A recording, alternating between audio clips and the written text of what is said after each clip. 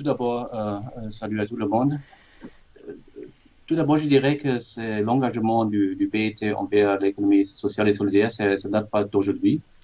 Ça date enfin depuis la création de notre organisation en 1919.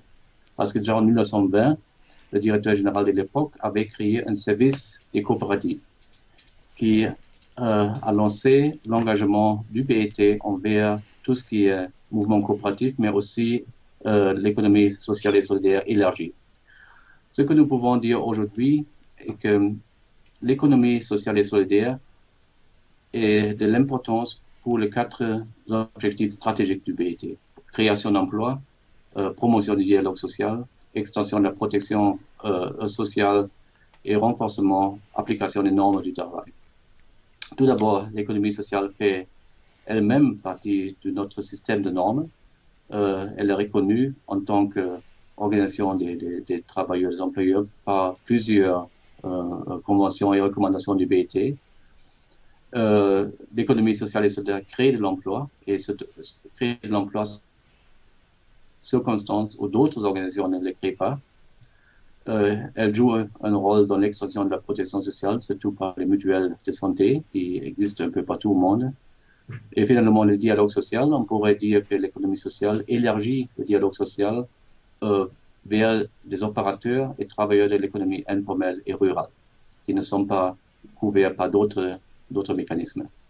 Euh, la plateforme de e-learning, c'est tout simplement parce qu'on voulait euh, permettre à nos participants du monde entier de participer à cette discussion, à ce débat. Et souvent, ça implique des frais considérables si quelqu'un doit voyager. Donc, si on pourrait le faire par l'e-learning, c'est tant mieux. L'Académie de Brésil, comme les académies précédentes, n'est pas une académie de formation. Et c'est pourquoi là, on l'appelle académie. C'est une académie d'échange, d'expériences, de connaissances entre les participants, qui sont des chercheurs, des praticiens, des opérateurs de l'économie sociale et solidaire. Donc, tous ceux qui participent à cette académie en juillet sont censés déjà savoir ce que c'est l'économie sociale et solidaire. Et donc, pour ceux qui ne le savent pas ou ne sont pas tout à fait familiers, ça sera utile de compléter ce module avant de se rendre au Brésil. Je vous encourage tous de compléter le e-module et j'espère de revoir tous les participants, tous ceux qui ont complété ce module, de le revoir à Campina au Brésil en fin juillet.